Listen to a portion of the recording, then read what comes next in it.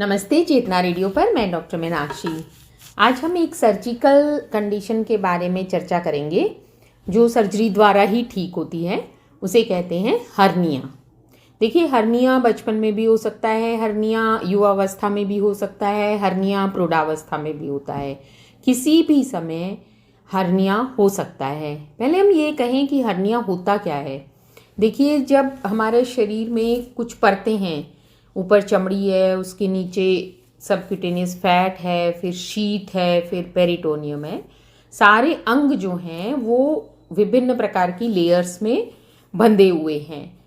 इनमें से अगर कभी भी मसल में, फेशिया में कोई गैप हो जाता है, कोई जगह हो जाती है और उसके अंदर से जब अंदर के अंग बाहर की साइड आने लगते हैं, यूं कहिए बल्ज करने लगते हैं, तो उसे हर्निया कहते हैं। ये हर्निया किसी भी प्रकार का हो सकता है, किसी भी जगह हो सकता है। जैसे डायफ्राम में हो, जहाँ छाती और पेट का जुड़ा होता है वहाँ डायफ्राम होता है, डायफ्रैग्मेटिक हर्निया हो सकता है। एब्डोमेन में हो सकता है, ग्रोइन में हो सकता है, जहाँ एब्डोमेन यानी हमारा पेट और जो थाई जो जंघा होती है वो मिलते हैं, ग्रोइन जिसे बोलते हैं, वहाँ हो सकता है। तो कहीं भी अगर मसल की वीकनेस, फेशिया की वीकनेस हो जाती है, वहाँ से अगर अंदर के अंग बाहर की तरफ बल्ज करने लगते हैं तो वो कंडीशन हर्निया कहलाती है।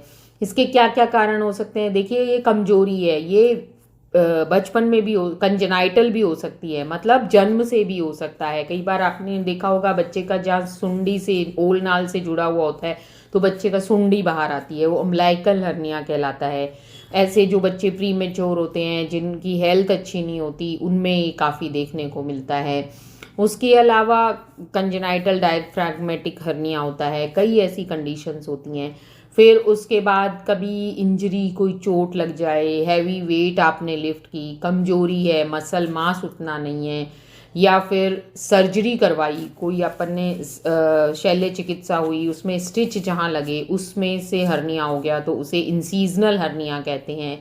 इसी प्रकार जब एज के साथ मसल वीक हो जाती हैं तो अपने आप कई बार हर्निया बन जाता है। और कई बार ये भी देखा जाता है कि क्रॉनिक, मतलब हमेशा जो कब्ज रहती है, कॉन्स्टिपेशन रहती है, उसमें जोर करते हैं, या किसी को लंबी खांसी रहती है उसकी वजह से भी हो जाता है। तो इसमें क्या क्या लक्षण होते हैं? हमें कहीं भी शरीर के किसी भी हिस्से में अगर कोई स्वेलिंग जैसी ऐसी दिखती है कि ये सूजन जैसी आ रही है, तो तुरंत शल्य चिकित्सक को यानी सर्जन को संपर्क करना चाहिए, और इसका डायग्नोसिस सर्जन ही करते हैं। उसके अलावा चिकित्सक ही करेंगे। पहले किसी भी चिकित्सक को आप दिखा सकते हैं बेसिक, उसके बाद वो अगर सर्जन को रेफ़र करते हैं, क्योंकि ये सेल्फ ट्रीटिंग नहीं होता, इसमें शल्य चिकित्सा की ज़रूरत ही पड़ती है। और इसमें दर्द हो सकता है, स्क्वीजिंग, जैसे किसी चीज़ को हम अंदर से खींच रहे हैं, अगर पेट में किसी जगह में है तो डाइजेशन में प्रॉब्लम हो सकती है। तो जब तक हर्निया का डायग्नोसिस नहीं होता, हमारा ट्रीटमेंट नहीं होता, तब तक हमें क्या क्या सावधानी बरतनी है?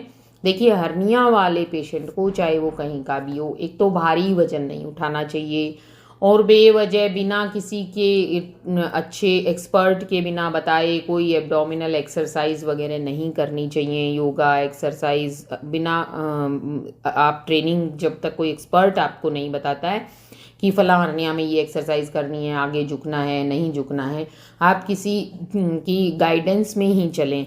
तीसरा, लंबी खांसी नहीं रहनी चाहिए, क्योंकि कफ करेंगे तो जोर पड़ेगा, जोर पड़ने वाला काम आपको कुछ भी नहीं करना है।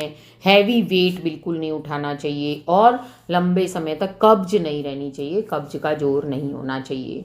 तो जब भी आपको ऐसी कोई स्वेलिंग एब्डोमेन में, जो मैंने जगह बताई, या नलों जिनको बोलते हैं, ग्रोइन में, या कहीं छाती के आसपास, या कोई सर्जरी पुरानी हुई है उसमें स्कार के पास जहाँ सिलाई आई हुई है, अगर कोई ऐसी स्वेलिंग, बल्जिंग लगती है, तो आपको तुरंत चिकित्सक से संपर्क करना चाहिए, क्योंकि अगर अपन ज़्यादा देर करते हैं तो कई बार कॉम्प्लिकेशंस हो जाती हैं और उससे ज़िंदगी खतरे में पड़ जाती है।